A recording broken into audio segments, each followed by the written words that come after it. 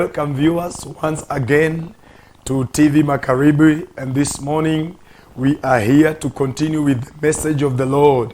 God has sent us to the nations. He has sent us to you. He has sent us to all the nations that we preach this gospel, and He promises to be with us. And I know this morning the Lord is with us as He promises in His word. I want us to share the word of God this morning just to begin our week with the power that is vested in the word of the Lord.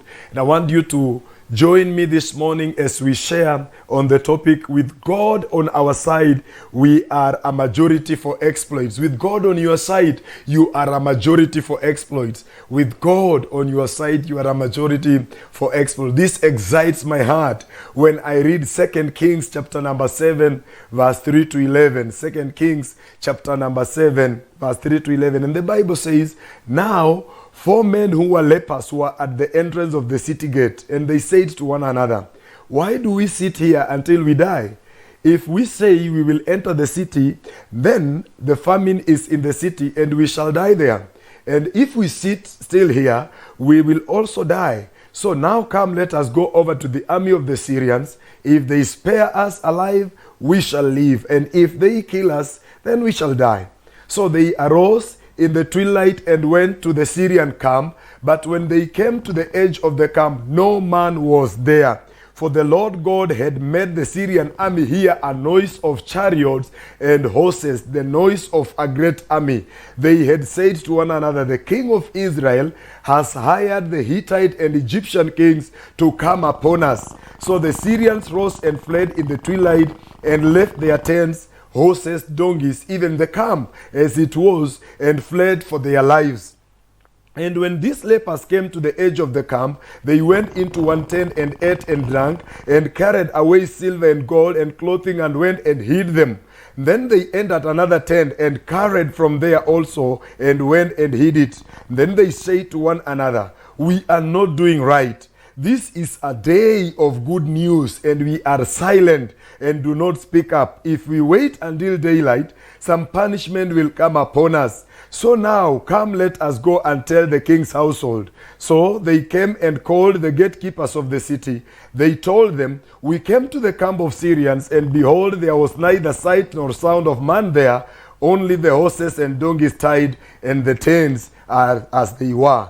Then the gatekeepers called out, and it was told to the king's household." So this morning I want us to share on this exciting topic, with God on our side, we are a majority for exploits. This story in chapter 7, it begins with Elisha's prophecy. And Elisha is saying, food is going to be available. And some guys are not believing, including the king to whom the lepers are going to announce this news. And the lepers are going there. And this is a prophecy that Elijah had received. Elisha is told the king that, there is going to be food in Samaria. And now, sometimes people don't even believe what the prophets say. And when the prophet is saying there's going to be food in Samaria, there is going to be deliverance tomorrow, the king does not believe. And ordinarily, anyone would have believed that such a message was to be carried by the prophet himself. But let me tell you and surprise you, the fulfillment of the message of Elisha does not come with the high and mighty. The fulfillment of the message of Elisha comes in chapter number 7, and we see on stage are lepers. We see lepers on stage, men who are supposed to be outside the camp, men who are not supposed to be joining the rest of the people. Yet God's deliverance is coming right through them. God's deliverance is coming through lepers, people who should not be allowed even in the city. Yet they are going to knock on the city doors, and they are saying, "Hey guys, listen, there is good news we have brought." Who is bringing good news? The leper is bringing good news. I want to declare to you, even before we go far, this morning I declare to you that you are a bringer of good news. You are a carrier of good news. No matter how you look at yourself. Some of us have looked down upon ourselves. We don't think we can carry such a good news. I want to pray for you today. Even in the company where you work today, you are going to carry good news. In your family, you are going to carry good news. Even where men believed you cannot carry such a good news, now can you sit and thank God and tell God, "God, I thank you because I am a carrier of good news. Something good, something something powerful is going to happen to you. You are a carrier of good news. The lepers could not have imagined that on such a morning, you are the carrier of good news. Oh, I'm excited about this. That you know what? A leper is carrying good news. I want to talk to somebody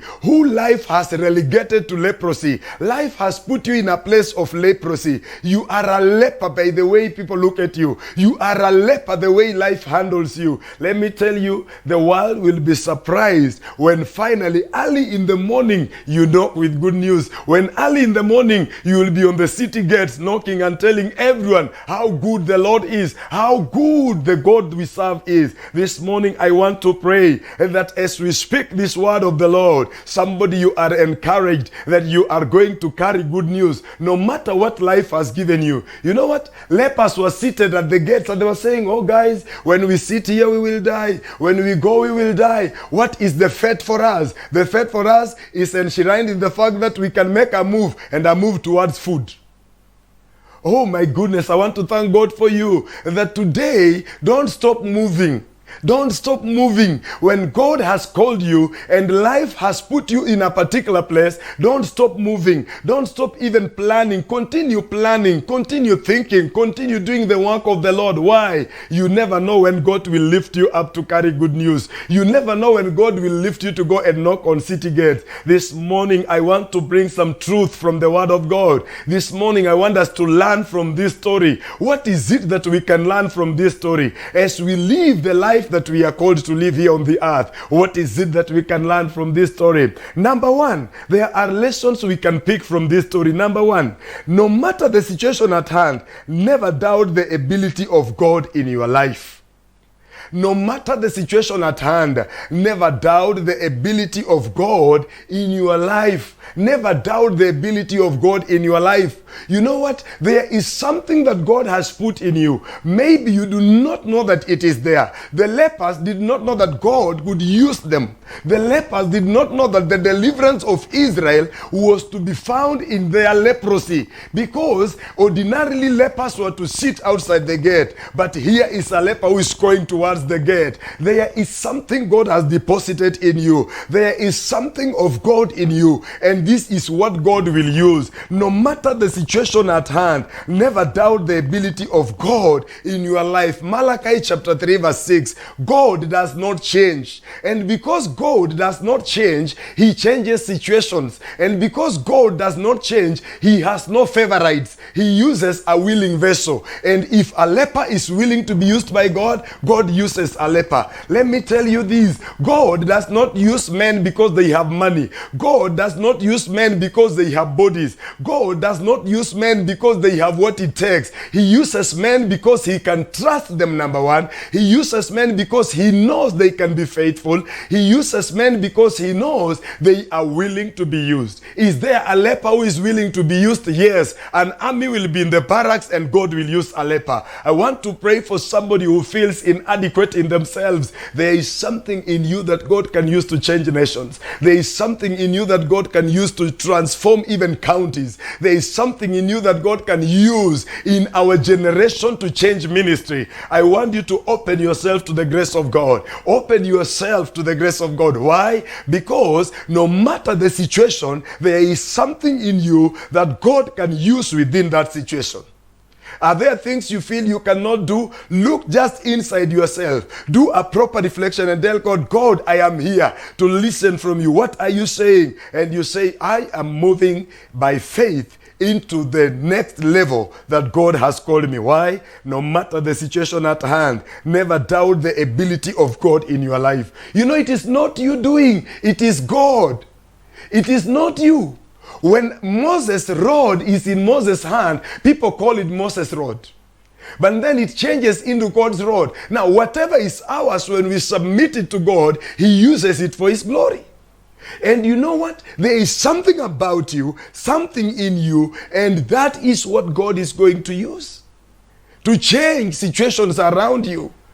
Those people who feel inadequate, some of us feel there's nothing about our lives that God can use. Who told you? He does not use men the way they carry themselves. He uses men the way He wants them to be used in His kingdom. Number two, Never preoccupy yourself with the challenges around you, but look out for the opportunities that God is creating.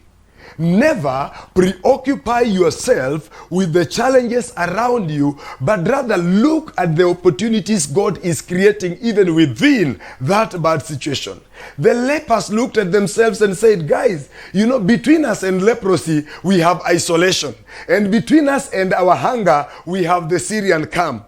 So we have been isolated and there is hunger in our situation, yet we know the enemy has food. How do we get what belongs to the enemy? Let's surrender to the enemy. But the Lord did not allow his children to surrender to the enemy. Never will God do such a thing. God does not give you to the will of your enemies. He allows them to take flight and you take what belongs to them. He gave this promise to Abraham. He gave this promise that your offsprings will take the gates of their enemies. So if God has allowed you to take the gates of the Syrian camp, then he means what he's saying. Sometimes, we preoccupy ourselves with those things happening around us. We take our eyes off the goal and we are like, God, this is the situation I am in. I'm talking to somebody who feels they cannot even wake up this morning. Somebody who feels that, God, I cannot leave this house. Why? Because of what I'm going through. What happens to the shame that is around my life? What happens to me as a leprous man? Leprosy is a disease of isolation. What happens to me in isolation? Remember, coronavirus is almost ending, but it has been here with us. Every time we were hearing about isolation, it was not good news to be isolated. And yet this is where the lepers found themselves. But in the midst of that challenge, there is something that God did. He created an atmosphere. He created an opportunity for the lepers to be useful. I pray in the name of Jesus, and I submit this prayer to your spirit, that this morning in the name of Jesus Christ, the Lord will cause you to be useful. You are no longer going to be relegated into uselessness. You are not as useless as the world would want you to believe. You are not as bad as the world would want you to believe. The world would want to make you feel useless. The world would want to make you feel you are very bad. But I want to tell you one thing. Even in isolation, there are things that God can use you to do that ordinary men cannot be used to.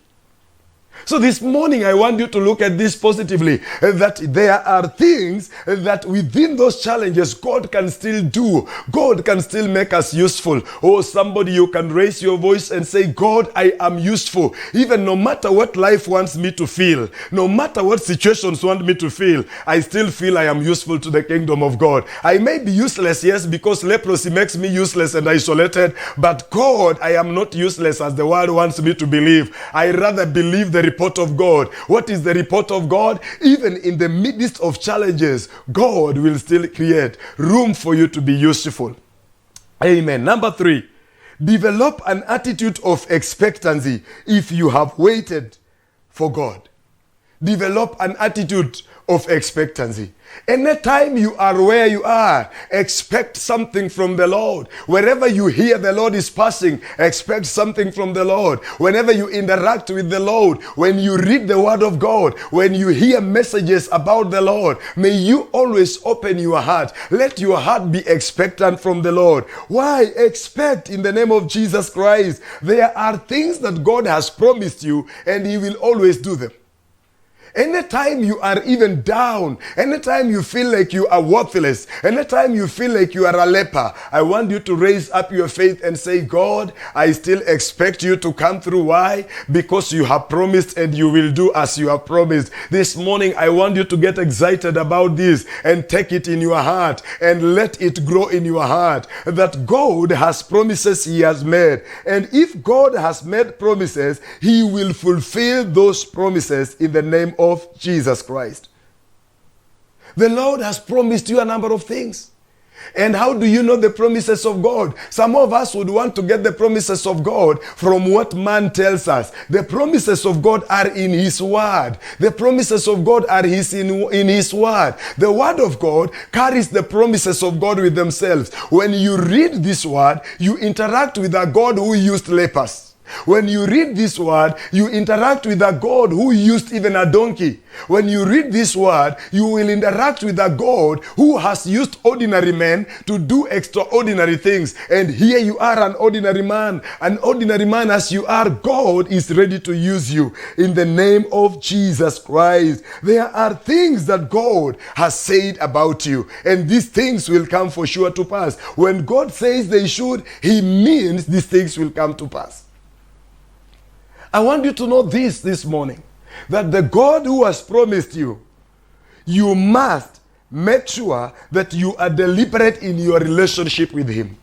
If He has promised you anything, God will do exactly what He has promised you. And God does not operate outside His promises. He operates within His promises. And His promises for you are in His word. His promises to you are in His word. I want you to know, if God has purpose that you'll be the next deliverer, no matter what happens, if you are a Joseph, you are just a Joseph. No matter what happens, you'll find yourself in the pit. But in the pit, all of a sudden you'll rise. And when you rise, you go to a position where He wants you to be. If God has purpose that as a leper you'll bring deliverance, you will bring deliverance. Listen, somebody, life would make you feel you are a leper. Life would make you believe you are a leper. Yes, that is what life wants you to believe. But I want you to believe something else. I want you to believe something extra. Believe what God says about you. Believe what God says He will do. He had released a prophecy in Elisha that food would be available in Samaria. Yet even the king could not believe that this would be true. I want to tell you this morning, how many prophetic messages have you heard from men and women of God? How many prophetic conferences have you attended? How many prophetic words have you received? And even some people have told you what they dreamt about you. Some people have told you what they heard about what the man of God was telling others about you. But I want you to know this: if anything God has said about you is in His word, it will come to pass. Align yourself properly with God in the name of Jesus Christ. I want you to know this morning, that the Lord who has called you is the same God who will going to fulfill that. The Lord who has called you, He is not short of what He wants to do. He knows what He wants to do in your life. And therefore, Lord, I pray for the viewer this morning that whatever you are promised in his life is coming to be a reality in the name of Jesus Christ. Even for this brother or sister who is feeling inadequate in themselves, I pray for grace over their lives. I pray this morning in the name of Jesus Christ that today they receive the grace to move forward. Today they receive the grace to go forward. Today they receive the grace to go forward in the name of Jesus Christ. I pray for you. Receive that grace. The grace to take you an extra mile. The grace to take you an extra mile in the name of our Lord Jesus Christ. I pray for you this morning. May you receive the grace to go an extra mile. May you receive the grace to do exploit for the Lord. May you receive the grace to do that which ordinarily men are afraid of doing. You know, the lepers did what the army could not do. I pray that you are going to do things that men and women of God have never done.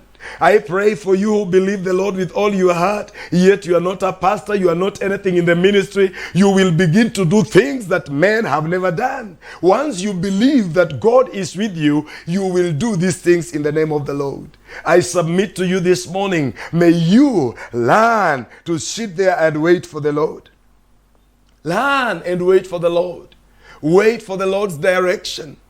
Sometimes we listen to many voices in life, voices that discourage us, voices that shows us how inadequate we are, voices that shows us how bad we are. But this morning I want you to start your week with a voice that tells you you can do it. A voice that tells you, my son, my daughter, it doesn't matter the level of education you have. It doesn't matter your financial status. It doesn't matter your marital status. Yes, people could be looking at you as a single mother, single father. People could be looking at you that you are the pauper of the church. You are so poor you cannot afford this and that. Don't look at yourself from that. Are you a willing vessel? Yes. The army was comfortable in the barrack. The leper was in the enemy's camp.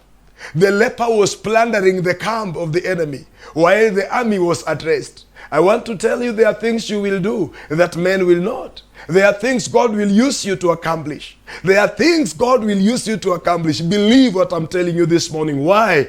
God has done it many times and I've seen it. Number 4. As long as the presence of God is with us, we can do the unimaginable. Very beautiful. As long as the presence of God is with you, you can do things that men think you can't do. Explain to me somebody who thinks you cannot do these things. How comes the leper is the one who brought deliverance to Israel? How comes he's the leper who is coming with the good news? Where is the army? Where are the king's attendants? Where are the spies? Where are everybody? Where is everybody? These people, we know that they are the carriers of good news. You know, somebody, you are seated somewhere and you think nothing good is around you. I want to challenge that mindset this morning. I want to challenge that mindset this morning. I want you to challenge it yourself that God, you can use me to do great things. When God is with you, you are more than an army. Explain to me what the Assyrians had. What did the Assyrians hear? The Syrians, what did they hear? They heard something. And do you know that thing can be heard about you? Do you know the Syrians can hear that thing about you? Do you know the armies of the world can hear that about you? Do you know the enemy's camp can hear that about you?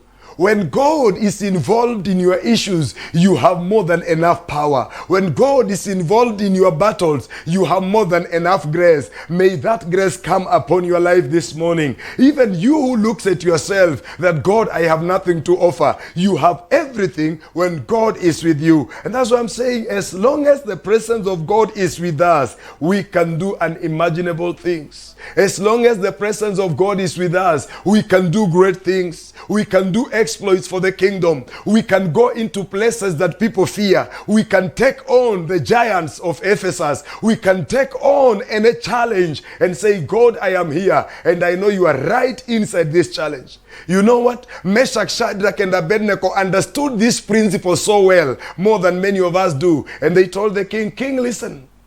Even if you want to throw us in that fire, we have no problem. Our God will save us. And even if he does not save us, we are still going to serve him. Listen, somebody, if God is there for you, the Bible in Romans, Paul tells us, if God is for us, who can be against us? If God is for us, who can be against us? If God is for you, no man can be against you. And that's why David asked, what can man do to me? Man cannot do anything as long as God is there in your life. So continue hanging on and holding on the faith. Continue following the Lord. Continue trusting the Lord. Why? Because with him, you are more than an army. With him, you can do the unimaginable. With him, you will conquer territories. With the Lord, you will conquer territories. You will conquer territories that you are afraid of. You will enter places you are afraid of. The Syrians were there and they were afraid. The Syrians were there and everyone feared them. But then the lepers are saying, guys, let us go. We are consulting amongst ourselves and we are going. And as we go, if they kill us, well and good because they are trained. But if we survive, well and good, we'll eat food. And the guys are going. Let me tell you, when God is on your side, those very little steps you are making will become million steps in life. Someday, every little effort you are putting in, one day they will pay up in the name of Jesus. If God is there for you, those of us who wake up early in the morning to do morning prayers, those morning prayers, God will one day reward them. Those of us who labor so much and we are saying, God, I am laboring for you, I'm suffering for you. Let me tell you, one day God will pay those efforts, the efforts you're putting in. Some of us are going without food and you are praying for the ministry. God will remember that ministry. They may seem very little efforts you're putting in. They may seem like weak efforts that you're putting in. But what I want to assure you is God will pay them one of these fine days. I want you to trust the Lord this morning. He will multiply your efforts for exploits. You will set your heart on things to do and God will multiply them. You only need to charge yourself like the lepers. You will need to charge yourself like the lepers. And one day you will share good news. With God on your side, you are more than an army. With God on your side, you are more than an army. Listen, somebody, there are things that have brought down other people. The Syrian armies brought down many nations. The Syrian armies destroyed nations. But here are lepers who are not destroyed by the Syrians. Wow, my God is a God of wonders. And I just love him this morning. Because if the same army destroyed other people and it could not destroy lepers, don't joke with our God. Don't joke with Jehovah God, the God we serve. He can use any means to disgrace any army. And any army standing against you this morning, I want us to rise together in power and prayer. As I pray this morning, we are standing against any army that stands to defend, to bring you down. Any army that is out to mock the grace of God in your life. Any authority, any system that is out to mock the authority of God in your life. We want to bring it down this morning by the power of the God of heaven. He who used lepers to bring good news. He who used lepers to disgrace the Syrian army.